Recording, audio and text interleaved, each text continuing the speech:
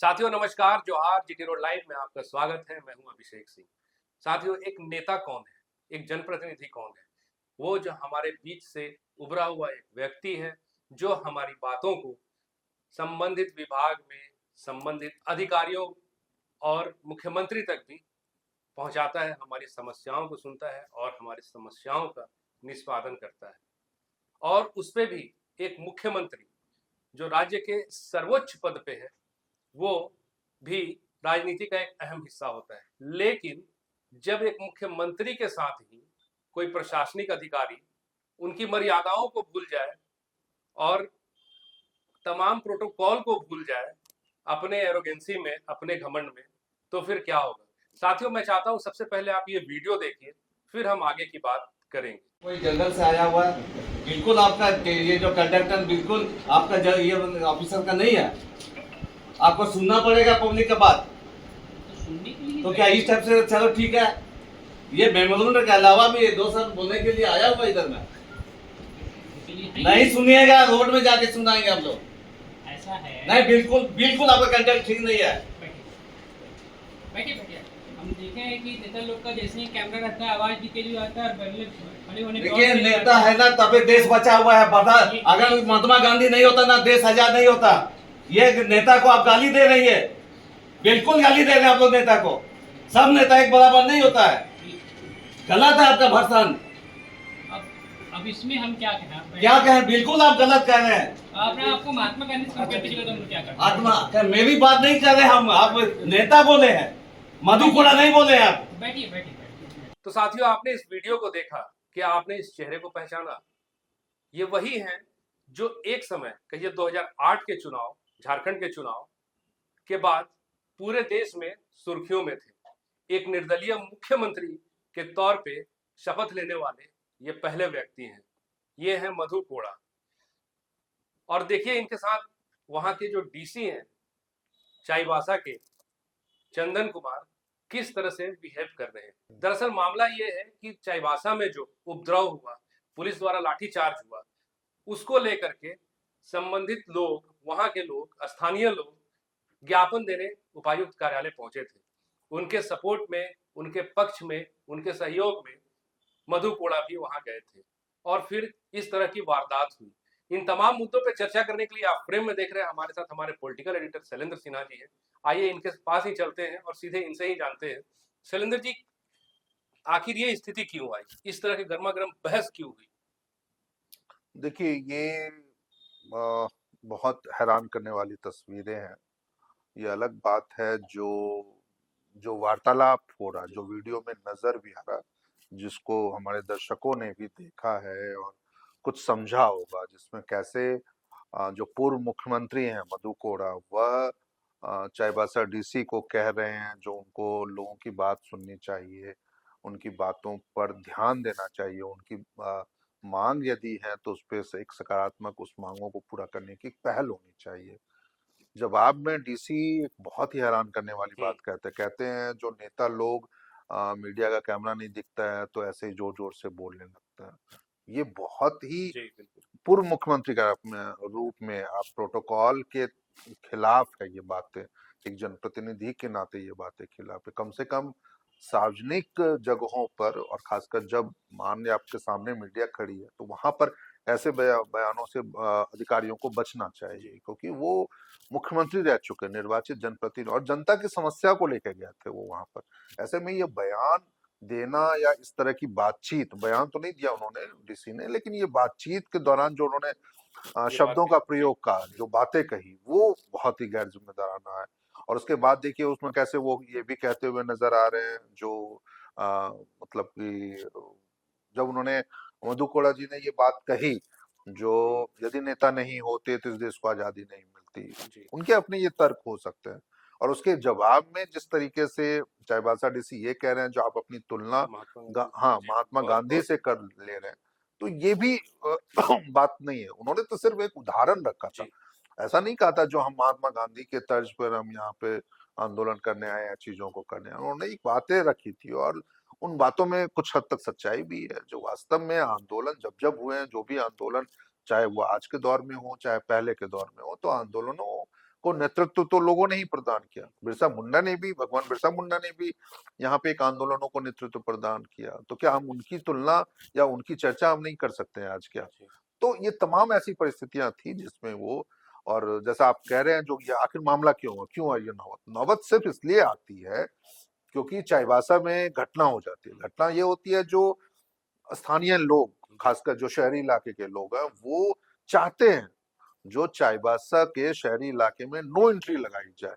No entry इसलिए ताकि जो वहां पर जो सड़क हादसे हो रहे हैं और उन हादसों के कारण, खासकर जो भारी वाहनों के गुजरने और मतलब कि उनके परिचालन के दौरान यदि कोई हादसा होता है उसको रोका जा सके, उससे बचा जा सके। और इसको लेकर यदि लोग लंबे समय से आंदोलन या मांग रख रहे हैं अपनी चीजों का, और वो यदि मंत्री का आवास का घेराव करते हैं और उस दौरान यदि मान लीजिए विधि व्यवस्था की कोई सड़क जाम जैसी कोई समस्या उत्पन्न हो जाती है और उसको यदि आप हटाने के लिए रात में लाठी चार्ज करते हैं, स्थानीय प्रशासन की ओर से लाठी चार्ज होती है, और उसके बाद फिर 15 या 20-25 जो भी लोग होंगे उनके खिलाफ मामला भी दर्ज कर लिया जाता है। नहीं, आप पहले देखिए ना शैलेंद्र जी कि ये तो अक्सर की घटना ही है, कहीं दुर्घटना हो गई या कहीं किसी चीज को लेकर के लोग मांग करते हैं, सड़क प्रोटेस्ट जाम कर करते सड़क पे आ हैं, तो जाते हैं। पहले समझाया जाता है उनको। समझाया जाता है। जायज बात है, आप 100 में से 100 मामले आप देखिएगा तो ऐसा ही होता है कि उनसे संबंधित लोगों से बात की जाती है, समस्याओं को सुना जाता है, आश्वासन दिया जाता है।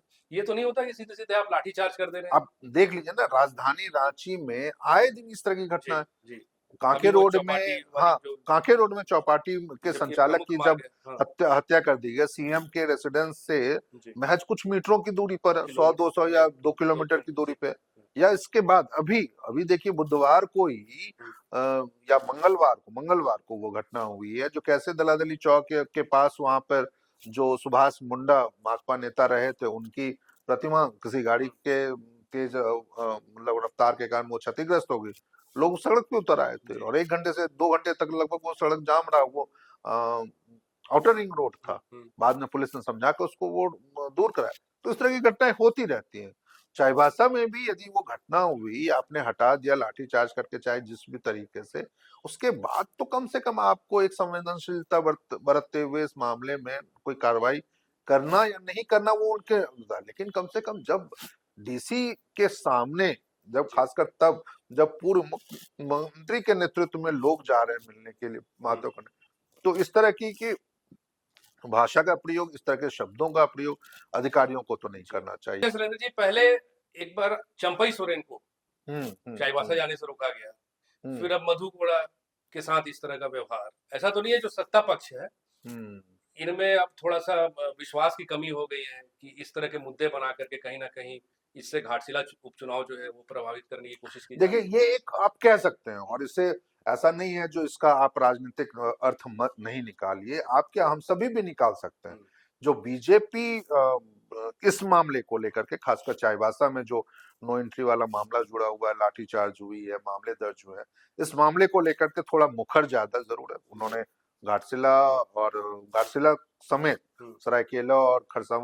सरायकेला खरसावां और चाईबासा जिले में बंद बुलाए। लोग, जैसा आपने कहा, जो चंपईदा को जाने से रोक दिया गया, मधु कोड़ा जरूर वहां के प्रोटेस्ट में नजर आए, बीजेपी नेता हैं आजकल, वो भी बीजेपी में शामिल हैं, तो वो तमाम चीजें हुई। तो ऐसे में इसका फायदा तो या उठाने की कोशिश तो जरूर भाजपा करेगी, और एक आक्रामकता भी नजर आ रही है उनमें, भाजपा नेताओं में, खासकर इन लोगों में, क्योंकि जिस तरीके से आदिवासी के मुद्दे पे सरकार को घेरने की कोशिशें हो रही है, उनसे जुड़े हुए अलग अलग मसलों पे, चाहे चाईबासा का आज मुद्दा हो, पहले मुद्दा बनाया जा रहा है, मुद्दा बनाया जा रहा है। देखिए ना, इसके पहले आप देखिए वो जो संक्रमित खून वाला मामला था, हालांकि चाईबासा में ही मामला बहुत बड़ा था, बिल्कुल, मामला था, हाँ, लेकिन हाँ, उसको जिस तरह से राजनीतिक रंग देने की कोशिश की गई बिल्कुल बिल्कुल विपक्ष के द्वारा, फिर आप देखिए ये कांड हो गया जो अभी नो एंट्री वाली जो बात हो गई।